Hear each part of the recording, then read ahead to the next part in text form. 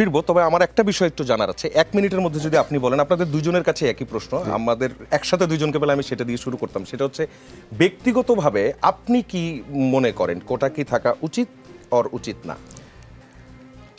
আমি 83-84 সেশনে ব্যক্তিগত ব্যাপারটাই বলি, মেডিকেলে অ্যাডমিশন টেস্ট দিয়েছিলাম। তখন গ্রেটার ঢাকা জেলার ছেলে আমি, আমার বাবা একজন সরকারি ডাক্তার। আমরা কিন্তু ডাক্তারের একটা কোটা পাই, ডাক্তারদের ছেলে মেয়েদের তখন 5% কোটা ছিল মেডিকেলে, আমি পাই নাই। আমি 200 নম্বরের মধ্যে 183 নম্বর পেয়েছিলাম, আমি মেডিকেলে চান্স পাই নাই। 121 নম্বরে পেয়ে রংপুরের ছেলের চান্স পেয়েছিল। আমার ব্যক্তিগত অভিজ্ঞতার কথা বললাম।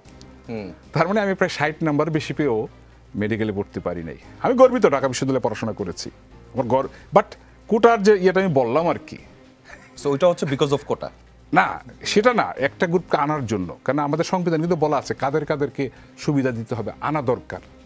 আমাদের আমরা এখন মফস্বল বাংলাদেশে কিন্তু আর মফস্বল নাই।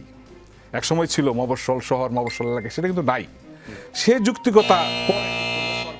ওকে, একই প্রশ্ন মোশাররফ হোসেনের কাছে, ব্যক্তিগতভাবে আপনি কি মনে করেন? ব্যক্তিগতভাবে আমি মনে করি যে আমাদের যে কথাটি রিয়াজুল কাউসার বলেছে, আমাদের সংবিধানে তো বিশেষ জনগোষ্ঠীকে সহযোগিতা করার একটা বিধান কিন্তু আমাদের সংবিধানে আছে, এটা অস্বীকার করি না। কিন্তু আমার বক্তব্য সেখানে না। এখানে যেভাবে রিয়াজুল কবির কাউসার একটা রাজনৈতিক রং দিতে চাচ্ছে, এটা কিন্তু রাজনৈতিক কোনো কর্মসূচি, অত রাজনৈতিক কোনো বিষয় না। এটা হলো একটা মেধার প্রতিযোগিতা, আমাদের জাতিটা আগামী দিনে কীভাবে তৈরি হবে। এখন দেখেন আমাদের দেশে যে মেধা শূন্য হয়ে যাচ্ছে, এই যারা অতি মেধাবী, যারা বাংলাদেশে কর্মসংস্থান নাই, তাদেরকে সে মূল্যায়ন হচ্ছে না, অধিকাংশ কিন্তু দেশের বাইরে চলে যাচ্ছে। আগামী দেশটা আমাদের কিভাবে চলবে?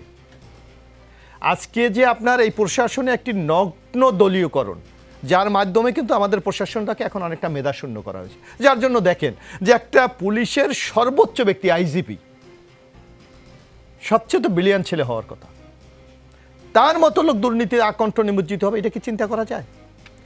একজন সেনাবাহিনীর চিফ, বাংলাদেশের আরেকটু স্পেসিফিক করি, আপনার পরিবারের কাউকে যদি কোটা দেওয়া হয়, সেক্ষেত্রে কি আপনি সেটা মানবেন কি মানবেন না? আপনি নিজের বেলায় কোনো কোটা কি নেবেন না? আমার কথা হলো সে ন্যায্যতা কতটুকু, আমার ন্যায্যতা কি এখন আছে বাংলাদেশে? কি আমাদের কনস্টিটিউশন স্পষ্ট বলা আছে যে অনগ্রসর জনগোষ্ঠী আছে।